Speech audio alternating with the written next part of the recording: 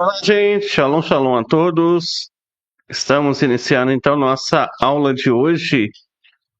Hoje estamos começando a nossa aula de número 11 da disciplina Avodá Zará número 2. Avodá Zará número 2. Iniciando então nossa aula de número 11. E já faz algumas aulas que entramos, praticamente há 4 aulas atrás, entramos sobre o assunto de estar não praticando nenhum tipo de ocultismo. Entre esses assuntos, falamos a respeito da feitiçaria, da bruxaria.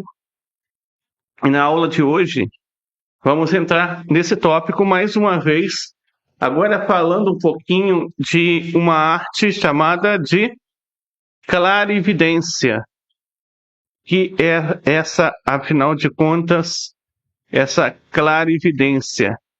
E por que a clarividência ela é um ato que a Torá não recomenda? Bem, para falar da clarividência, devemos entender e falar um pouquinho também dos outros tipos de serviço estranho, da qual eu falei para vocês, que o conceito de serviço estranho é um conceito muito abrangente. Por quê? Serviço estranho não vai englobar somente as práticas relacionadas à adoração de estátua, imagens, nem tampouco em relação ao culto propriamente dito. Mas serviço estranho, ele também vai trazer algumas regras a respeito de não praticar nenhum tipo de dano, de roubo, aliás, nenhum tipo de roubo não, nenhum tipo de serviço que a Shem não ordenou, ou aquilo que a Shem proibiu, muitas vezes. Então, dentro desse serviço estranho, você tem várias partes, vários, digamos assim, desdobramentos. Sim, o serviço estranho. A gente começou falando a respeito da adoração de ídolos, né, propriamente dizendo, mas falamos também a respeito de outros tópicos. E então começamos a falar em relação a esses tipos de atos proibidos pela Sagrada Torá, pelas 7 leis universais. Dentre esses tópicos agora, relacionado à feitiçaria, porque quando eu falo feitiçaria, devemos entender que existem vários ramos propriamente dizendo da feitiçaria, né? E não apenas um único ramo. Existem várias etapas que a feitiçaria ela vai estar se relacionando. Existe aquela feitiçaria chamada de Ove, aquela chamada de Ídone, conforme nós falamos, e também tem a própria clarividência. Por quê? A clarividência ela vai usar claramente um fator, um fator que vai mexer muito em questão da perspectiva do prognóstico, falar acontecimentos que não ocorreram antes deles ocorrerem.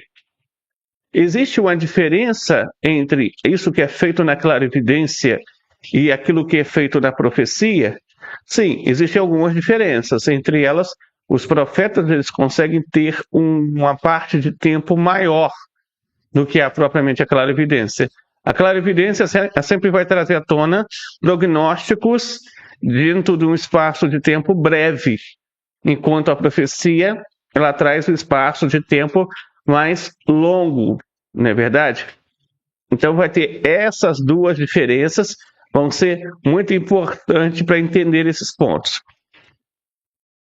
Além disso, a clarividência ela vai ter também várias práticas. Ela não tem só uma única prática de clarividência, mas a clarividência ela vai ter vários tipos de práticas. Por exemplo, existe uma que é a percepção extrasensorial, ESP, né? E existe aquele que procura usar bolas de cristal. Existem outros que vão fazer a leitura das mãos, outros com búzios, ou outros ainda acessando algum tipo de revelação espiritual do futuro, tarô, ou e por aí vai. Existem várias etapas sobre esses pontos. Todas essas etapas são totalmente proibidas. A proibição em si ela vem daquilo que é canalizado. Por que a profecia não é proibida e por que a clarividência é proibida?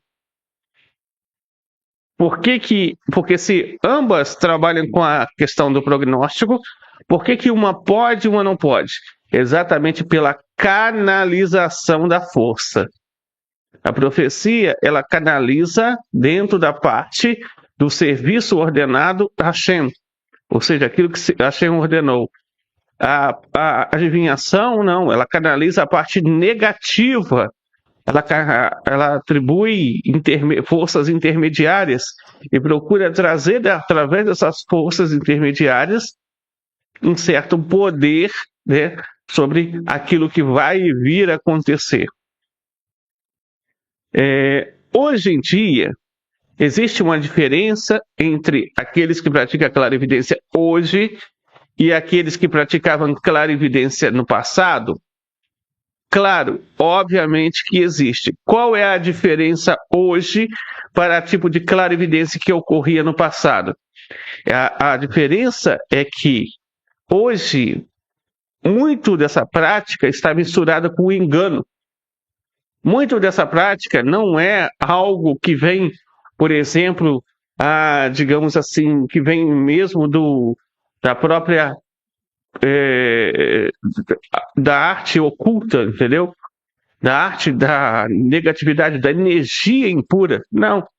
Muitos falam que realmente fazem adivinhações, mas na verdade acabam não usando a adivinhação propriamente dita, mas sim forma de ludibriar as pessoas, de estar enrolando os outros mesmo, de enganação. Então hoje existe muito isso, existe muita falsidade, até do lado da parte da impureza, tá? Até do lado da parte da impureza existe muita falsidade mesclada a esses atos.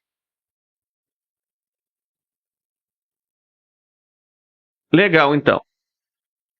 Qual é a referência que nós encontramos? A referência, nós vamos ter esse destaque pelo Sefer Hinuri, o Sefer Hinuri 510, e que vai citar Deuteronômio, capítulo 18, versículo 10, está escrito: não se achará em ti um clarividente, um adivinho de tempos também. Então, explica o Sefer Hinuri da seguinte forma isso, que nós fomos impedidos de nos envolver na clarividência, e o Maimônides, de bendita memória, ele já descreveu no Sefer HaMitzvot que a questão da clarividência é a restrição de sua habilidade e pensamento para concentrar-se em um dos tipos de movimento, como todos os homens dessas habilidades fazem. Só um momento, parece que... Rapidinho. Ok. Como estávamos falando a respeito daquilo que diz o Rambam. O Rambam diz: e verdadeiramente se torna realizado por eles, em que o poder de sua concentração e sua quantidade dela é muito realizado, e a explicação de sua explicação significando dizer que eles se isolam em seus pensamentos e fixam toda a sua concentração e todos os seus sentimentos naquela questão que eles querem saber, e do isolamento e da forte fixação e da eliminação de seus pensamentos de todas as questões do mundo físico, suas almas se misturam com as forças espirituais que se tornam conscientes de futuros próximos, como é conhecido entre os sábios, mas, no entanto, eles nunca têm o poder, e nem mesmo em demônios, de conhecer futuros distantes. E ninguém pode chegar a esse grande nível, exceto um verdadeiro profeta.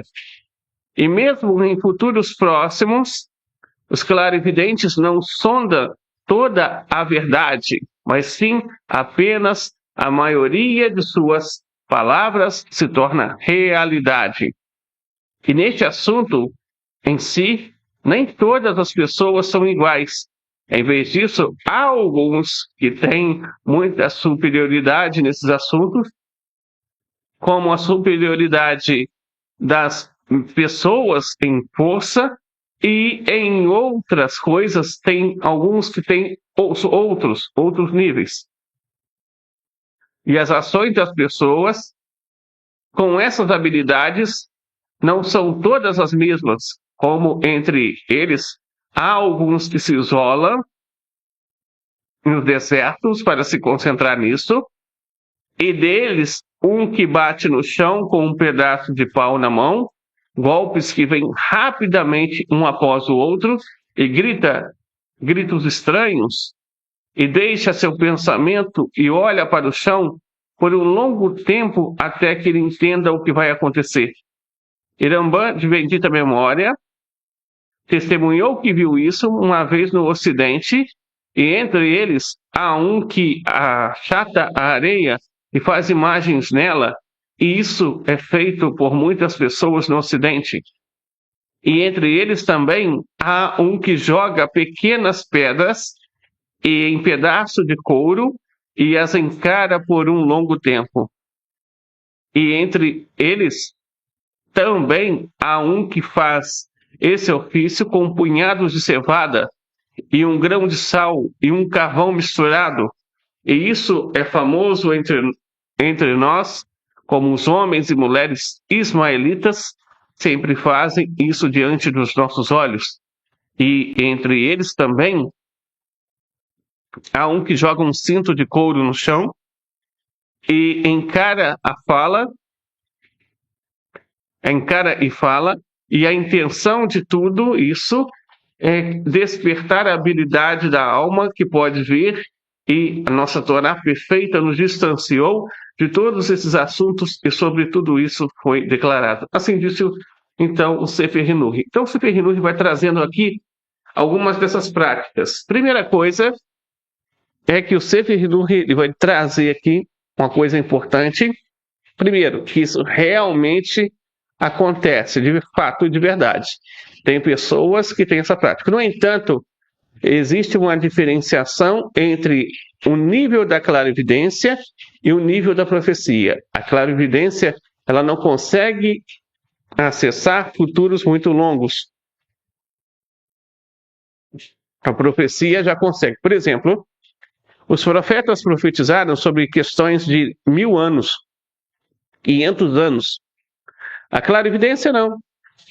Você vê que toda a previsão ela vai ser em torno de 1 ano, daqui a 5 meses, daqui a 2 anos, mas não tem um período muito extenso disso, muito longo. E aqui a gente vê que o Rambam, ele vai até mais longe sobre isso. Ele diz que mesmo aquelas pessoas que acessam a força da impureza por meio de forças impuras, eles não conseguem ter essa percepção mais longa, mas apenas uma percepção mais curta. Daqui tem um contraste que vai se fazendo com a força da pureza e a força da impureza. Tá. E o importante é por quê? Por que existe essa proibição? Essa proibição, ela existe, né? Ela existe porque ela acaba colocando a unicidade de Hashem, né? Ela acaba colocando a unicidade de Hashem de lado. Quando, na verdade, o intuito verdadeiro da Torá, cumprir as mitzvot, é reconhecer que existe um único e uno Deus. E se ele controla o seu presente, seu passado, seu futuro, você não precisa acessar aquilo que vai acontecer. Você confia nele.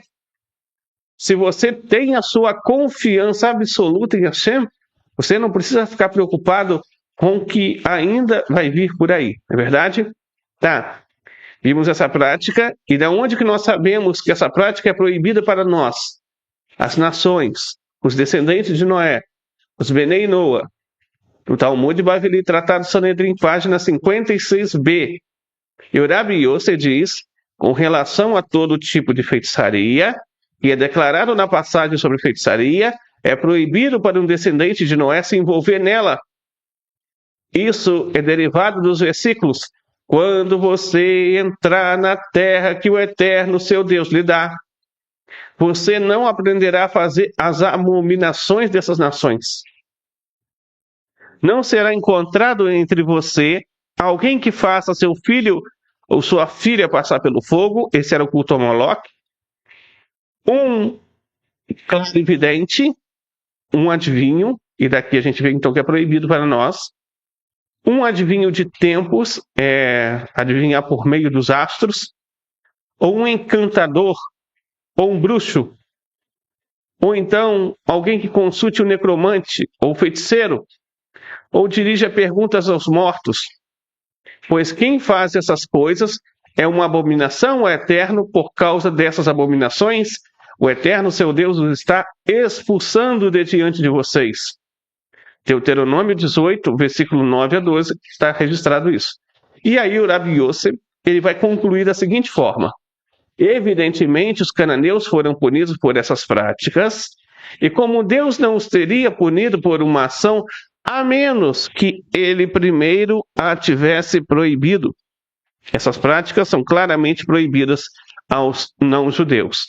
Então, daqui nós vemos que essas proibições, elas também são proibidas para nós. Esse foi um dos motivos, inclusive, com que os povos que moravam na terra de Canaã perderam o direito de habitar na terra de Canaã. Até porque, mesmo que Israel tivesse essa promessa de assumir a terra de Canaã como a terra de Israel, Hashem, para poder dar um decreto, ele necessita que algo seja descumprido. Entenderam? E o que os povos de Canaã faziam? Eles faziam vários cultos macabros, ofereciam seus filhos aos ídolos, por exemplo, aos deuses falsos, queimavam os próprios filhos. Outros praticavam astrologia, adivinhavam por meio dos astros. Outros ainda adivinhavam por meio de práticas com forças impuras, se conectavam com essas forças impuras. E aí a gente vê todas essas classificações como abominação. As abominações também são proibidas para os Benei Noa, exatamente por quê? Porque o texto sagrado ele vai dizer isso. E assim também trouxe o Código Divino do Dr. Moshe Weiner. Lá na Alahá de número 25, vai dizer que tudo aquilo que é considerado costumes idólatras, e essas práticas são consideradas costumes idólatras, também são proibidos. Não somente para judeus, mas também para não-judeus. Legal. E o Rambam, então, ele traz o seguinte. Olha só, lá no Mishneh Torah, Avodah Zará, capítulo 11, Alahá número 7, é proibido adivinhar ou consultar um adivinho. Uma pessoa, um judeu, que consulta um adivinho receberia chicotes por rebeldia. Em contraste, o próprio adivinho é punido com chicotadas se ele realiza um dos atos acima ou outros semelhantes. Em Deuteronômio 18:10 declara: não se achará entre ti quem passe, quem pratique adivinhação. Então, a observação aqui é o seguinte, que o não-judeu, diferente do judeu, ele não tem pena de açoites. Como nós não temos pena de açoites, qual é a punição nesse caso aqui? Pelas mãos dos céus. Mesmo na época dos tribunais, nós receberíamos a punição aqui pelas mãos dos céus. Agora, se conectasse com as forças da impureza, já seria uma pena pelo próprio tribunal. Hoje não há tribunais. Então significa que a pessoa que pratica esse tipo de transgressão, ela não vai ser sentenciada por um tribunal humano sobre isso. No entanto, mesmo que ela não seja sentenciada sobre um tribunal humano sobre esses atos, ela corre o risco de receber o decreto pelas mãos dos céus. Isso, obviamente, a pessoa ela corre esse risco desde que ela não se arrependa, não faça techuvá. A partir do momento que ela retornou disso, ela fez techuvá, ela pediu perdão a Hashem, ela consertou isso, ou seja, ela se livrou dessas práticas, se afastou dessas práticas, nunca mais praticou isso, ela tem o seu perdão. Ela está perdoada desses atos. E assim, a punição pelas mãos dos céus acaba não alcançando ela de fato. O Taná, Lá em 2 Crônicas, capítulo 33, versículo 6, ele registra essa prática proibida e diz o seguinte: ele entregou os seus filhos ao fogo no vale de Ben-Hinnom, praticou adivinhação, praticou adivinhação de tempos e feitiçaria, e concitou fantasmas e espíritos familiares, e fez muitas coisas que desagradavam ao Eterno a fim de irritá-lo. Então, veja só, essas práticas, qual é o objetivo dela? Segundo o Crônica vai dizer, a fim de irritar o Eterno. É isso que essa prática ela vai causar nos mundos espirituais. Vai trazer sobre nós decretos negativos. Uma vez que as pessoas se associam a isso, ela, como eu disse, ela se envolve com essas forças, e essas forças se alimentam da vitalidade absorvendo isso, e logicamente essas próprias forças vão implantar o decreto negativo na vida dessa pessoa. Por isso, é recomendado se afastar de todos esses atos negativos que associam a vida da pessoa com a força da impureza e vai sugando de pouco a pouco, a vitalidade que você tem. Então, se continuar sugando, o que acontece com a pessoa? Ela vive menos que o tempo dela, a vida dela vai sendo sugada. Imagine que você, quando veio ao mundo, a gente deu 80 anos de vida. Só que, a partir do momento que você vai praticando isso, esses 80 anos, eles vão sendo sugados. Então, a pessoa que viveria 80 anos, ela vai viver 70, 60, 50 e por aí vai.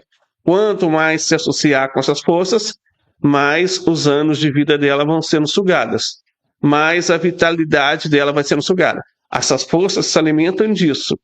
E o ser humano, ainda, né, que pratica esses atos, ele, por si só, ele não demonstra uma fé verdadeira no Eterno. Porque um dos principais atributos que o Eterno tem é a onisciência. Entender que o Eterno é onisciente significa você confiar nele hoje, amanhã, depois da manhã, confiar no Eterno sempre. Essa confiança que você coloca no Eterno, essa confiança, ela deve ser uma confiança constante. E essa confiança constante, de fato, é o que fará com que você entenda, dentro do atributo de onisciência, que Hashem é uno e único de fato. Então, é preciso trabalhar bem isso na sua vida. Vamos então estar abrindo agora para perguntas. Quem tiver alguma pergunta, é só digitar no chat aí no YouTube, que eu estarei respondendo. São 7h32 agora. 7h32. 7h35, melhor dizendo. Quando for 7h40, estarei encerrando o bloco de perguntas. Então aí, 5 minutinhos para as perguntas, ok? Lembrando que eu passei para vocês a atividade, que já está lá no nosso grupo disciplinar, atividade de número 10 da atividade da aula passada. E vocês têm, então, uma semana para poder entregá-la. Vou estar passando logo mais a atividade também de número 11. E com essa atividade de número 11, vocês, então, estarão respondendo de forma correta, ok? E aí vão estar entregando também dentro do prazo de 7 dias.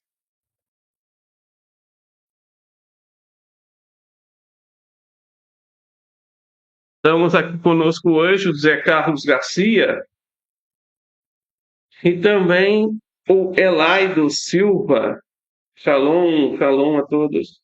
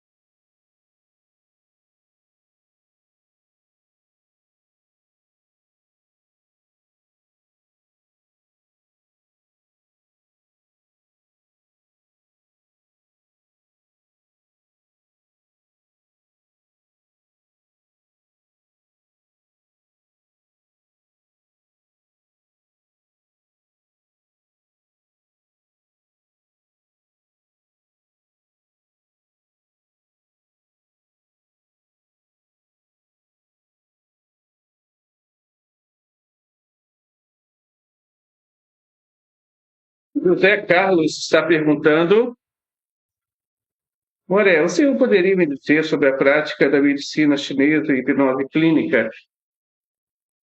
Então, essas práticas, elas não trabalham com forças ocultas, forças da impureza, mas sim pelo método científico. Tudo que tiver o método científico comprovado, não existe problema nenhum. Por exemplo, existe a prática da acupuntura, tá? A acupuntura em si, existem rabinos que trabalham com a acupuntura. Por exemplo, o nosso rabino também trabalha com a gente junto no Movimento Benenor Brasil, que é o Dor Leon, é o nosso rabino também. O rabino Dor, ele trabalha com acupuntura, entendeu? E apesar dele ser rabino, isso significa o seguinte: não existe um perigo, um problema sobre isso. Então, desde que seja comprovado cientificamente, pelo método científico, tá? Não existe um problema sobre isso. O mesmo vale para a hipnose clínica. Como o próprio nome diz, é hipnose clínica. E a hipnose por si só, por ser uma hipnose clínica, né, comprovada cientificamente claro, bem trabalhada, isso você não vai fazer com qualquer um, você vai fazer com alguém que seja um psicanalista de fato, com formação, com carimbo da sociedade, a sociedade psicanalítica ortodoxa, né? Ou seja, que é o carimbo oficial da sociedade psicanalista no Brasil. Se vai fazer isso, tem que fazer com a pessoa certa, entendeu? Então não existe um problema.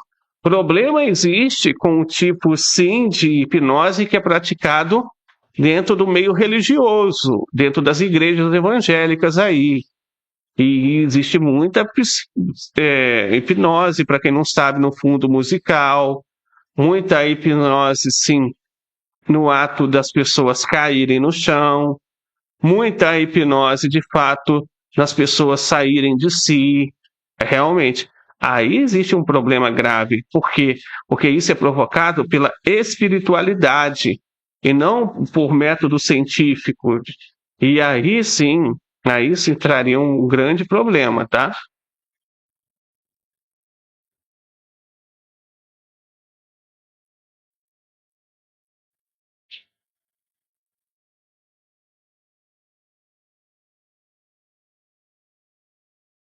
Mais alguma pergunta?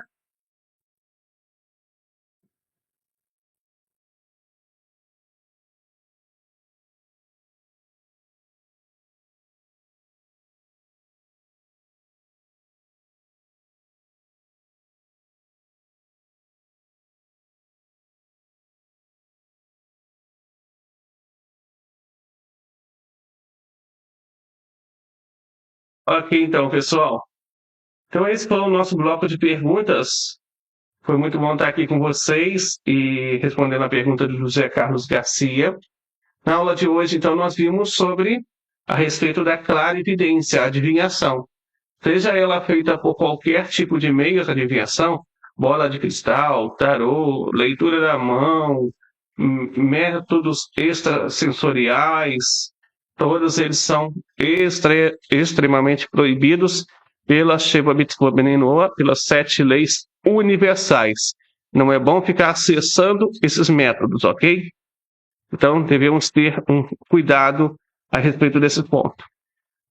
Próxima aula, estaremos falando sobre astrologia. Sim, sobre astrologia. Na aula de amanhã, estaremos de volta às 19 horas falando sobre astrologia. Que a Shem possa dar muitas bênçãos a todos vocês. Ótima noite. Shalom, shalom a todos.